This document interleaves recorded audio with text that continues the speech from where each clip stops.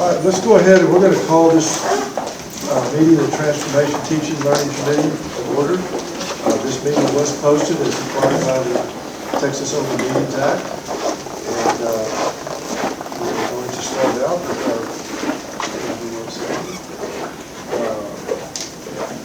Ms. Denise, do we have any public comments for agenda topics? Mr. Chairman, there are no requests for public comments for agenda topics. And our next item is student opportunities taking flight. Dalia Garcia. Mrs. Garcia isn't with us this evening, but so I will invite these two gentlemen. We have a very exciting presentation today for Transforming Teaching and Learning. We're actually going to be looking at two exciting additions to student opportunities. Very appropriate. Once they do their presentation, you'll see that it's very appropriate that we titled it Student Opportunities Taking Flight. So I'm going to hand it over to Mr. Alvarez, or to Dr. Alvarez, sorry. Thank you.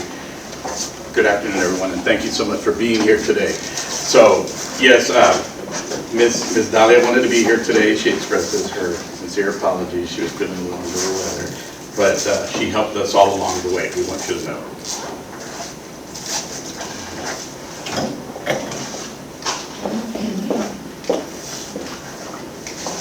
So as we start, we want to make sure that we follow the strategic plan. As we follow the strategic plan, we align ourselves as we look at wanting to create programs and wanting to create pathways. We take a research-based approach. We look at not only the opportunities that we're going to be providing for our kids while in school, but also the options and opportunities that have, or they may have when they exit school. With that in mind, I'd like to present to you the aviation program. In our research, we work very diligently with the Harlingen Area Chamber of Commerce. We work with the Harlingen Economic Development Council. We work with the Texas Workforce Commission. We work with Cameron Works to look and see where there's voids and holes in our area.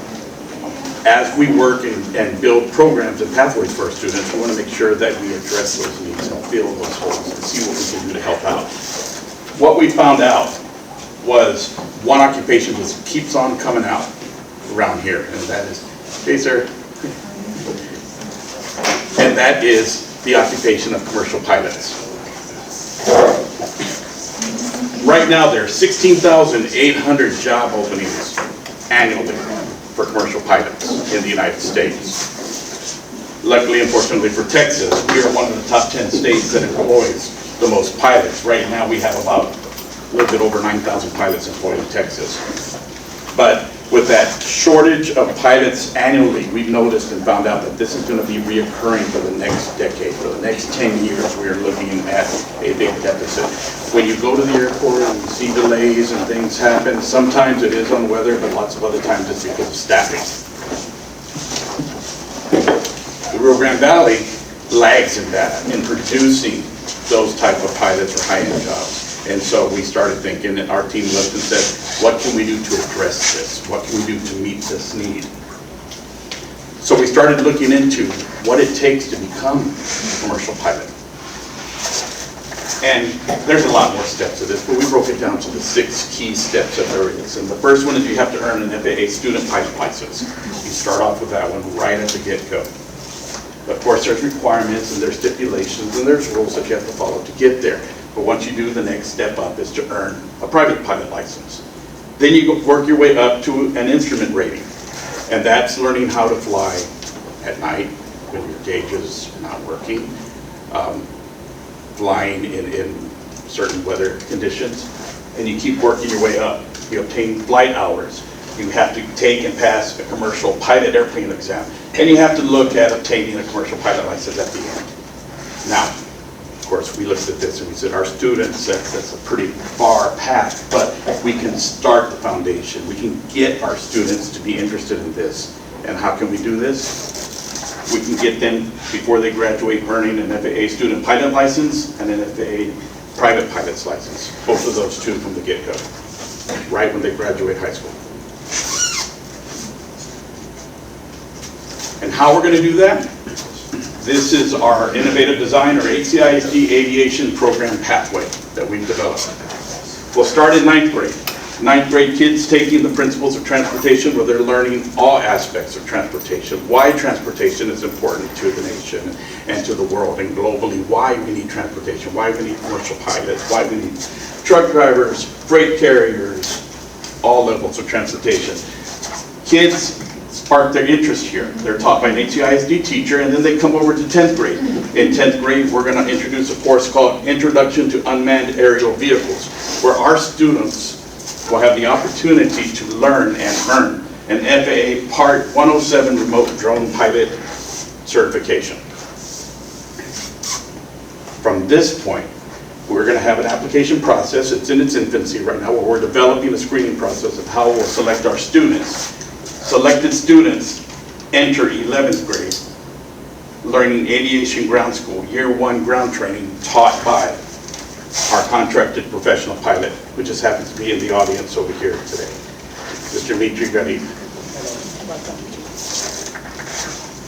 He will teach our kids in ground 1 the foundations of what it's going to take to know the airplane. Before you can fly it, you have to know it. You have to learn it. You have to know all of its operating procedures, how it works, how it functions, how to get in and out of it. All the basic foundations are done here in 11th grade. They're going to start working and getting their student pilot license right here in 11th grade. Then they become seniors. They come over here. They're taking what we call the course for us. It's Practicum of Transportation Systems. For our professional pilot, it's actually practical in-air training, where our students will now start working on earning hours, working towards their solo flight, working toward their private pilot's license, working in simulators where they actually get the feel of what an airplane is like before they go.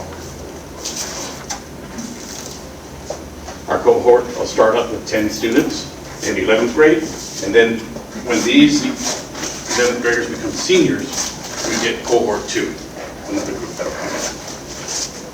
That's where we are right now at the beginning. When we create our pathway, it's not just for high school. We have to look beyond and before. And so what we're looking at is coming up with Project Lead the Way launch, implementing that at the elementary level, where our students embedded into their science courses can start learning stability and motion, the science of flight. They can start early to see if aviation is somewhere they want to go. Once our students transition to the middle school, we work with Project Lead the Way Gateway, which the Project Lead the Way science element continues. We also incorporate ACE with drone operations and esports, which you're going to hear just a little bit about. Then, when the kids are ready, they transition over to the Harlingen CISD aviation program. Now to talk about esports, and yes, we matched on purpose. Kevin Garcia. Thank you, Dr. Alvarez. Well, continuing on the opportunities that we're giving our students here at Harlingen Consolidated Independent School District, we have another great initiative that's rolling out starting this fall and continuing for as long as we can, and that is esports. And if anyone here knows anything about esports or have heard about it in the news and the media lately, you should recognize that it's an ongoing, taking off industry. First off, you all might think about kind of your experiences, whether you started gaming on an Atari, a Nintendo, on a computer, a Macintosh 2, what have you. Maybe you have young children, maybe you have nephews, nieces, what have you, who game. Gaming has become so prevalent in our lives that now a lot of what we do in industry, in different kind of pathways, has been gamified. A lot of the user interfaces that we interact with every day have now taken on almost a gaming persona. And so the very first thing with esports is kind of just dispelling what it isn't, but speaking to what it is. Esports is much more than just playing video games. With proper guidance, training, and a supportive atmosphere, young gamers can develop into the future leaders. And that is exactly what we want in terms of opportunities for our students here at ACISD. We want to be able to take something that they're passionate about, something that they are probably already doing at home or working on or aspire to be doing, and we want to be able to provide them the avenue to make it and excel, and then of course compete, right, to showcase the great things they're doing. But why esports? Why do we need to bring it to the district? Why is it at the forefront of what universities are doing, what industries are doing? Well, first and foremost, it strengthens 21st century skills. When you think about a game, you think about being immersed in a graphic interface that requires you to think critically, to have logical processing skills, to communicate, because a lot of times you're not gaming individually, you're gaming against someone or in a team of 5. You're gaming with people across the globe, within the state, within the region, what have you. So those 21st century skills are tested every time those students are booting up that computer rig and actually competing. Second, it supports pathways into college and career. We know that there's being sizable investments being made in esports across this country right now and across the globe. 2 weeks ago, the University of Texas in Austin announced their Alienware Esports Lab. They dedicated a whole part of their campus, I guess their Texas Union, which is an activity center for the students, to esports. And they've got a ridiculous amount of rigs. It's a beautiful space. I've seen pictures. I'm hoping to visit it soon because it's one of those places where you just feel the energy. And these are students. These are students who are competing. These are students who are not just playing esports, but also pursuing pathways in business, in engineering, and whatever their heart desires at the university. But we also know that it's not just the gaming part that might lead them to university. We know it's what the gaming does to them. We know when that paradigm shifts in their mind and they become these really strong critical thinkers, they're going to transition that to any career pathway they want. They want to go on to be an engineer? Great. They've seen a lot of graphic design space and geospatial reasoning already. They want to go and do mathematics? Great. They probably play games where calculations were at the forefront of what they were doing. They want to go into teaching. They want to go to anything. They have that experience thanks to esports to allow them to further that career pathways. And then, of course, you talk about the students who are in sports and they're leading on to successful careers in coding, successful careers in actual software design, successful careers in network specialists and things of that nature.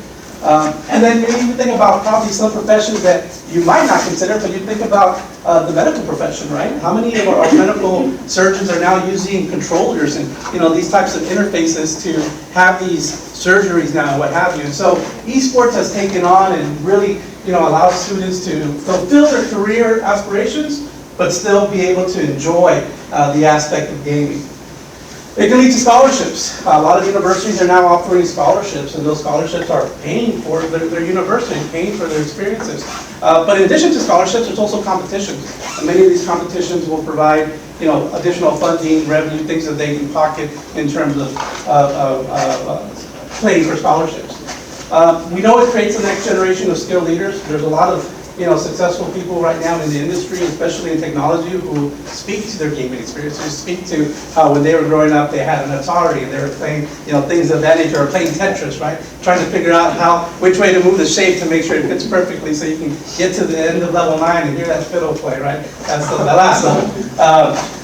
But it's also a $3.8 billion industry right now, and it has a projected growth of about 7 to 10%. So this industry is not just taking off, but it's having games that are just remarkable at the time. And the truth is that there's no end in sight right now. We know that in addition to esports and gaming, that artificial intelligence, right, augmented reality, things of that nature are happening now, but are going to be at the forefront of what we do in the next generations to come. So esports is a very methodical way to provide great experiences, a passion for what students are already doing, but then also have an end game in mind. Talking about program components, a little small up there, but at the very top of this mountain is competition. We want students to be competitors. We want them to be the best, and we want to provide them the best opportunities. Well, what does that take? First, it takes a curriculum. When we play games, sometimes you just play leisurely to just get your mind off things or because you enjoy it. But when you have a curriculum, you're actually teaching students how to be strong gamers with a team of 5, right? How to collaborate, how to talk, how to be more, precise when they're talking about directions, or how to be more precise when they're creating a strategy among 5 people. You think about a team of people or a team of us, we got to be able to communicate what we need and what we want and how we're going to get there. Esports does that. Then you think after the curriculum, you think about hardware. Well, we've got to invest in the hardware that students are going to be gaming on. We don't want them to have, technology that's 3-4 years old and can put them at a disadvantage. We want the best because we want them to be the best. Then you think about space and staff, right? How are we going to dedicate space to this so this doesn't become a byproduct of what we're doing or just kind of something on the side where it becomes a focal point, where students see this as, hey, I'm in esports and I'm also in honor society, I'm also in athletics, I'm doing all these great things. And then finally, the students. At the base of this pyramid that we have, this mountain that we're trying to create, is the students, because everything we do has to be centered around them and for them. And so making sure that we're providing this opportunity for our students, making sure that we're taking away any barriers. You know, sometimes esports is tough because if you don't have the thousands of dollars for a computer, or if you don't have fast internet at home, you really can't partake in it. But by us producing this investment, in esports in the district, we're able to give students who would not have that opportunity, not just the opportunity, but the best opportunity with the best machines. Kind of where we are at the timeline right now, we've secured funding and participation. We're choosing 5 middle schools, and thank you all too much to the board for, the last time y'all came together, you all voted to kind of give us some additional funds or adjust the budget to allow for that to happen.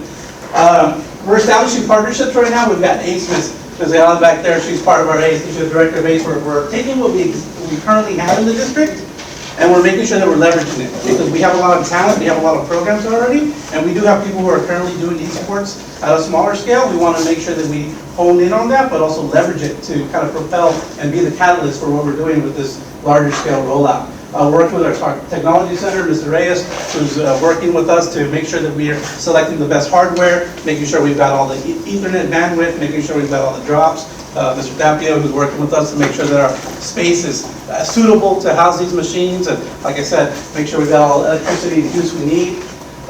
We've identified the staff and space, so right now we're securing classrooms, we're getting engaged coaches.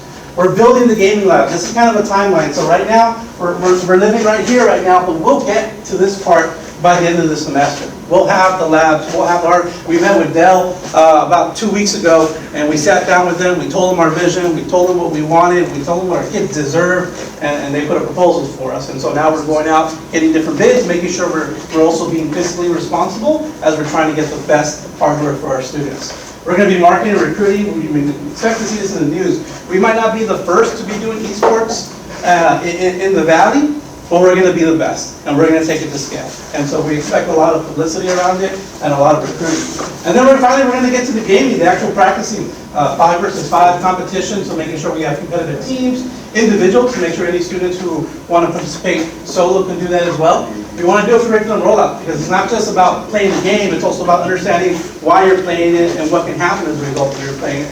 So we want to expose students to Hardware 101. We know kids live in a digital world right now and technology is everywhere, but how many of them know exactly how that technology works? Or what happens when it doesn't work, other than the battery's dead, right? Or when components fail, being able to leverage that. Talk about software. And then my favorite is digital citizenship.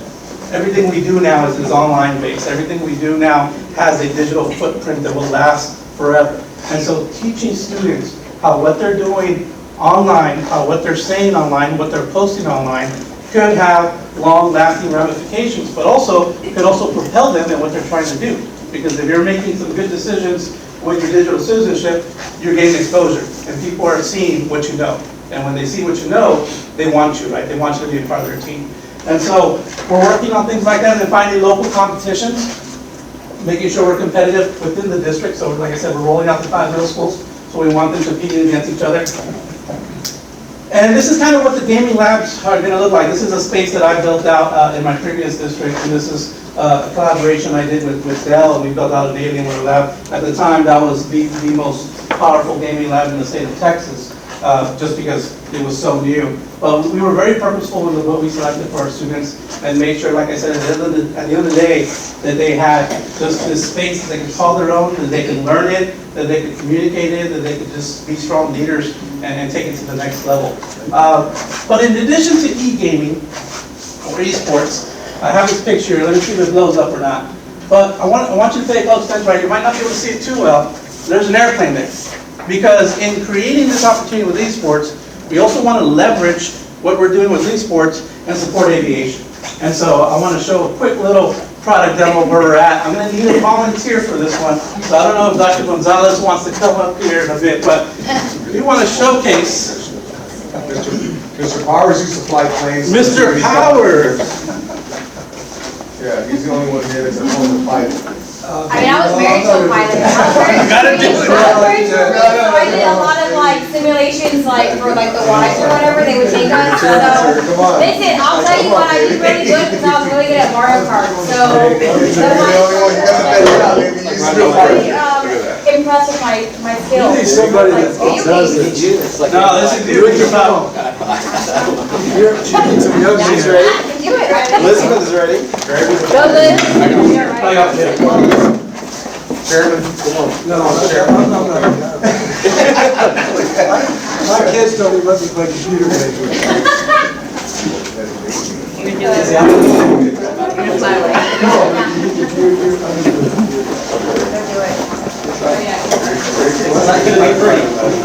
All right. The Marines don't have big ones like that. Wait, you got to play the part, right? There you go. Put the aviators on. All right, so I'm going to help you out on this one. We're going to go to the world map. Where do we want to leave from? Let's leave from Harlingen. Yeah, baby. All right, so there's the Harlingen Airport. And where do you want to go?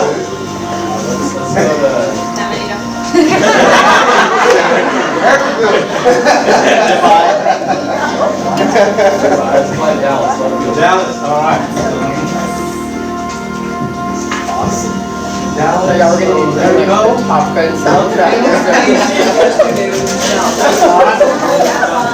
Now, we're going to select the same, pretty much close to the same airplanes that the students will be using. So those are Cessnas. So let me find that real quick. 172? We got 152. We got 172 Skyhawk. 172. We're 172. All right, so we got our plane. We got our location. Let's fly. All right. So we're loading up. So you got your controls. Yoke, pull back. You know, go up, pull in. Here, right here, the throttle. So I'm going to help you with disengaging the brakes, and the rest is going to be yours. Airport information Golf 2100 Zulu. All right, so I'm going to disengage the brakes. Visibility, monitor. Sky condition, clear. Temperature, 15. All right. Remember, that first one's your throttle. So throttle it all the way up. You got to get maximum. Visual runway 17 left, NIL has runway 17 There you right. go. Landing and departing runway 31. VFR aircraft say direction of flight. All aircraft read back hold short instructions. Advise controller on initial contact you have gone. Harlingen Airport information Golf 2100 Zulu. Windcom. Visibility, neither. All right, look at your airspeed right now. You're 41, trying to get it up to about 80. Dew point, 1 degree. Altimeter 29er, decimal 92. All right, you ready to take off? Runway 17 left, NIL has runway 17 right in use. Landing and departing runway 31. VFR aircraft say direction of flight. All aircraft read back hold short instructions. Take care of it now. Harlingen Airport information Golf 2100 Zulu. Windcom. Visibility, neither. Sky conditions, clear. Temperature, 1 Airport, Alpha Sierra News Recon Sierra Delta 2.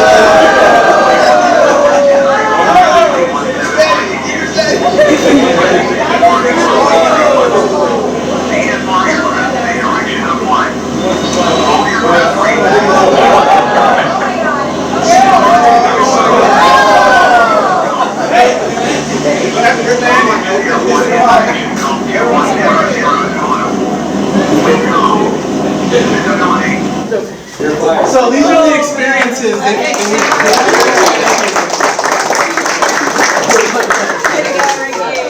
so these are the experiences we want to give our students, right? Mr. Parsons. And I hope that doesn't affect us, yeah. That's good, now, Mr. Chairman, that's good. Yeah, you know, something more fast. Too slow. Good, right? He was a Cardinals quarterback. Not that you could tell. Want to do the same thing? He's at Al Bundy. That's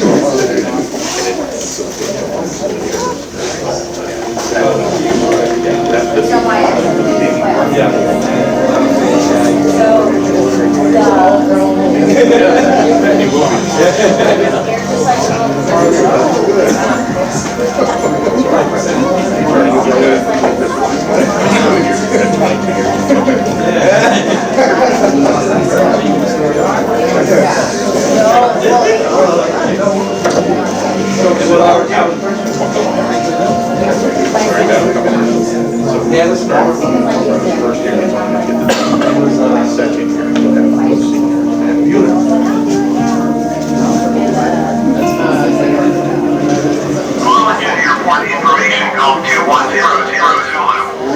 Wind calm. Visibility, niner. Sky condition, clear. Temperature, 15. Dew point, 1 degree. Altimeter 29er, decimal 92. Visual runway 17 left NI, Altitude runway 17 right in use. Landing and departing runway 31. VFR aircraft in the direction of flight. All aircraft read back hold short instructions. Advise controller on initial contact UFGov. Call engine airport information code 2100 Zulu. Wind calm. Visibility, niner. Sky condition, clear. Temperature, 15. Dew point, 1 degree. Altimeter 29er, decimal 92. Visual runway 17 left NI, altitude runway 17 right in use. Landing and departing runway 31.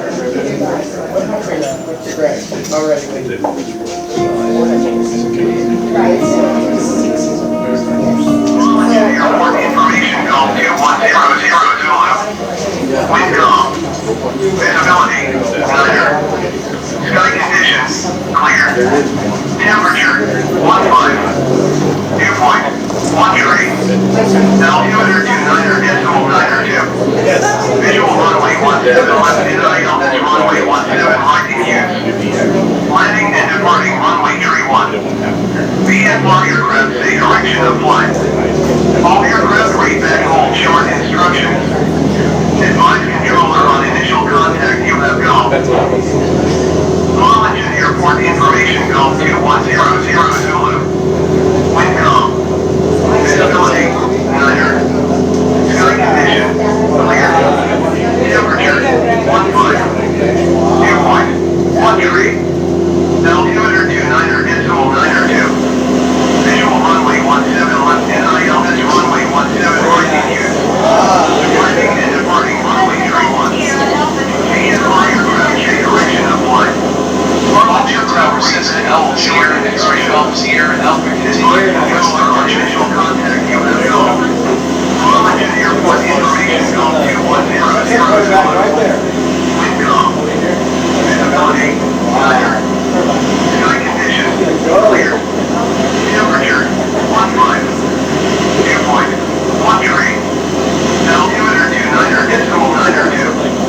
Visual runway 17 left NI, altitude runway 17 right in use. Landing and departing runway 31. VFR aircraft in the direction of flight. All aircraft read back hold short instructions. Advise controller on initial contact UFGov. Call engine airport information code 2100 Zulu. Wind calm. Visibility, niner. Sky condition, clear. Temperature, 15. Dew point, 1 degree. Altimeter 29er, decimal 92. Visual runway 17 left NI, altitude runway 17 right in use. Landing and departing runway 31. Ideas garage.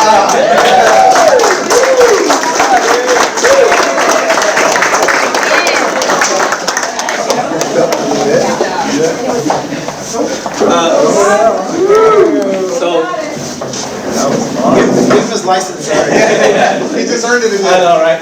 So these are the experiences that we want to give our students. This is part of esports, but this is also how we're going to create a pipeline for the aviation program, right? We don't want students to get to high school and then have to start from ground zero, right? Pun intended, on freshman year on the aviation program. We want to give them practical knowledge prior, as early as elementary, but when they get to middle school, I mean, you saw how difficult it was, right? Because you're having to take into consideration speed, velocity, wind, all the atmospheric issues that affect flight are present in this simulation. And so we want to be able to expose students that early so that the time they get to the high school and they already know, hey, I want to be a pilot, they already know about airspeed. They already know about what it means when you pull the yoke back and what it does in terms of, direction and kind of where you're going. So we want to be able to give them these experiences and we want to leverage what we're doing with esports to support these types of programs. So thank you all so much for your time. I was really excited to be here.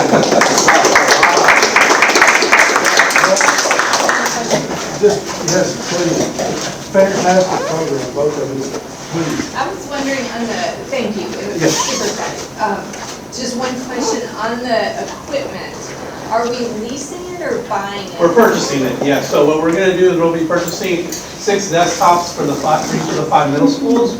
And so right now our conversations have been twofold. One, how can we remain fiscally responsible by picking systems that are not going to break the bank? But 2, how do we create sustainability? Because we have a good sizable investment right now. We want to make sure that we can leverage that for the next 3 or 4 or 5 years.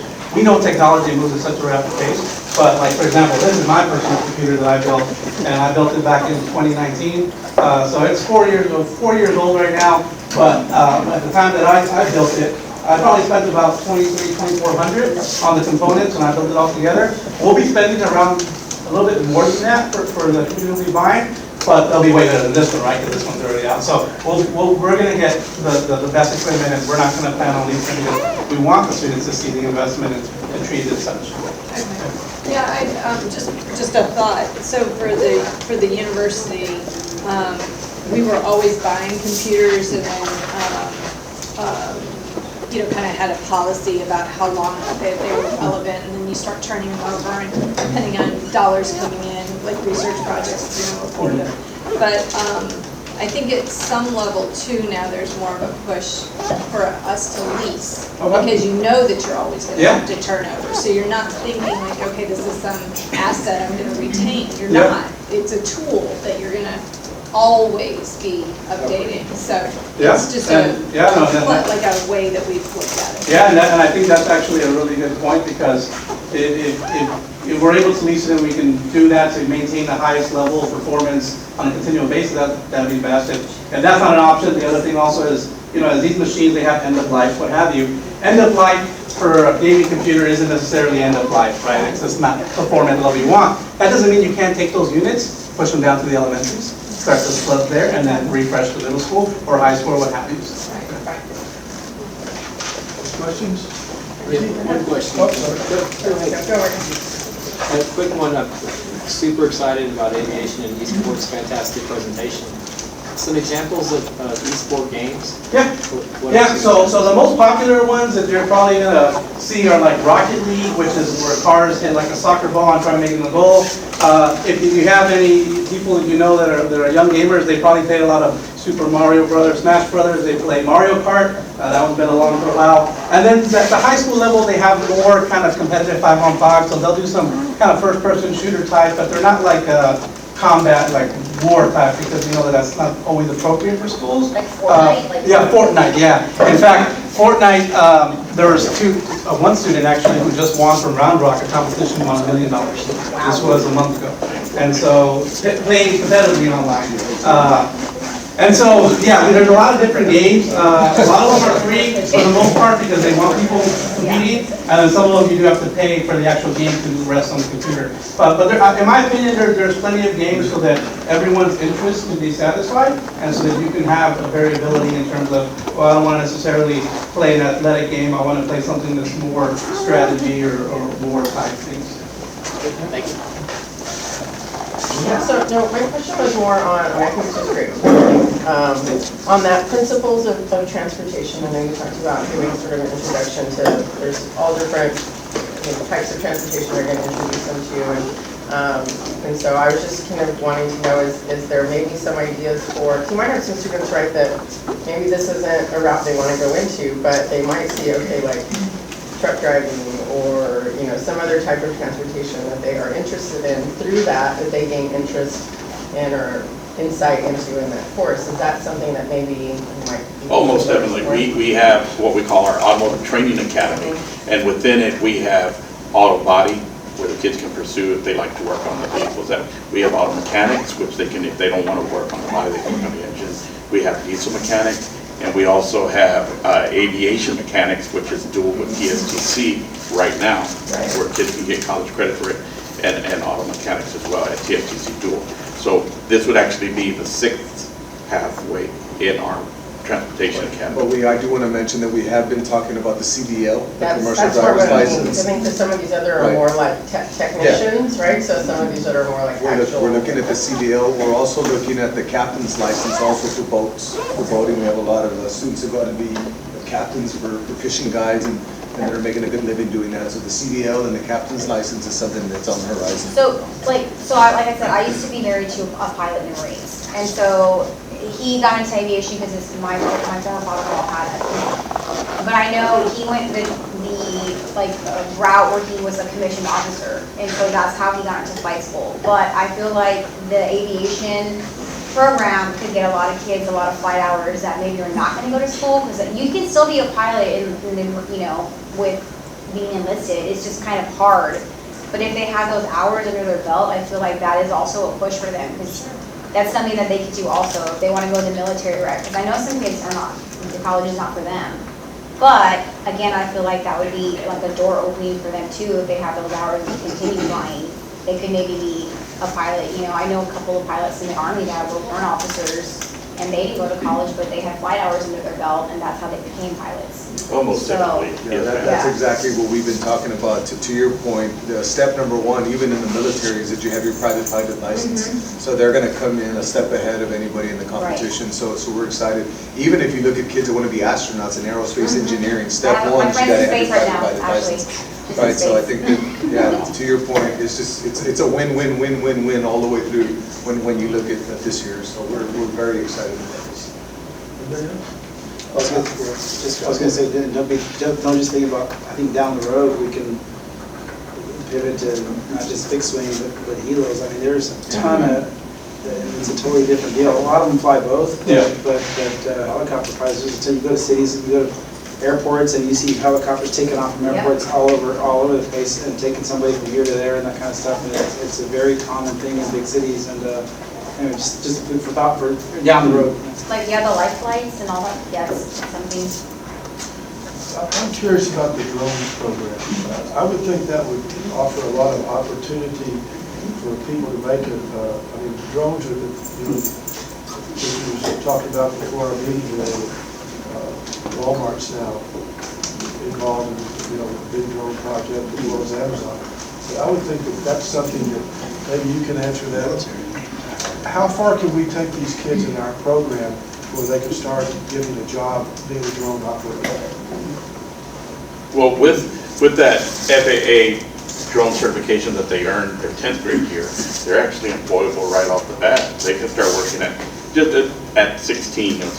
Right. Not a potential who want to finish high school, but they can get employed right off the bat and work with film companies, work with agricultural companies, work with a lot of people who hire media companies that hire them. You're exactly right. Our whole process through the pipeline is to create opportunities for kids, and they may not want to be a pilot, but they're taking the drone course in the pipeline. So what happens there is if they want to pursue drones, not necessarily pilot, we have that for them. We have that option, so we can follow them and track them through the 11th and 12th grade as well. So it's always branching out and expanding. We're all about giving the kids these opportunities that they may not have had before. And if they want to, there's a very lucrative profession being in drone. There's companies out there that do real estate in drone. They do land surveying. Oh yeah, weddings. Yes. Everything. Yes. What is? There's a licensing procedure then for drones, I guess. Is that correct? Yes. What Dr. Alvarez was showing up there is actually the answer to your question. as the 10th graders go in and do that drone pilot license, that's actually for them to start working. That is a commercial license that they can have legally they can start working. And I mean, the sky's the limit, no pun intended, but with drones, they're just everywhere nowadays. I have a crop duster friend of mine, and he's telling me, hey, listen, I had to buy a drone that is doing that job for specific areas, and they're just everywhere. Crop dusting? For crop dusting. So it's a big drone, but yes, that's an excellent opportunity for the Just young. last quick, but at what point does a person have to have a license to operate? Is it required to be legally licensed before they can do a certain job? I mean, I would think if somebody's hired to go out for a real estate company and survey a piece of property, they wouldn't necessarily have to have a license. Yes, there's FAA regulations that stipulate that. The size of the drone, for example, is one of them. If you have a drone that's more than 0.55, I believe is the weight limit. If it's bigger than that, he or she has to have a pilot license. With that comes registration of an aircraft. The aircrafts are, there's stipulations, there's a lot of regs for that. But Dr. Alvarez has it in that presentation for that specific drone license. Any other questions? Mr. Chairman, if I can really quickly, so I want to officially introduce Mitri Reddy. He is going to be, no problem. He's going to be our partner for this endeavor. He's right here in Harlingen, which is great. But I do want to just thank him because last year, I don't know if you remember, we took these tiny little pre-K kids and they had an aviation day. This is the gentleman behind it. And so he has been a huge part of our aviation planning. He's also a parent in our district, and so I think of all of those goals on that poster there. When we think of bringing our parents in, to bring them in as partners in education, this is probably one of the best examples of that. So yes, the sky is the limit, and yes, pun intended, I think, Mitri, right? But I just wanted to take time to thank him because he came in last year with these great ideas, and I'm so happy to see that they're finally coming through to fruition. And these gentlemen they are the right people for this job. And I want to add to that, he's also been, those who didn't know this, he's been working with the Marine Academy for several years and teaching those kids, and has his own flight instructing school at the airport. And that's a facility that I assume our fourth-year students will be using. They'll be going out there to your facilities to do their studies and so forth.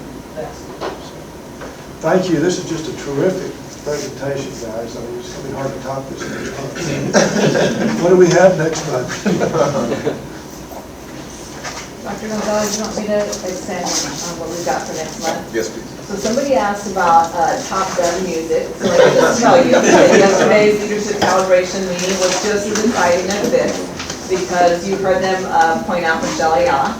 She is actually our ACE, our director for the ACE program.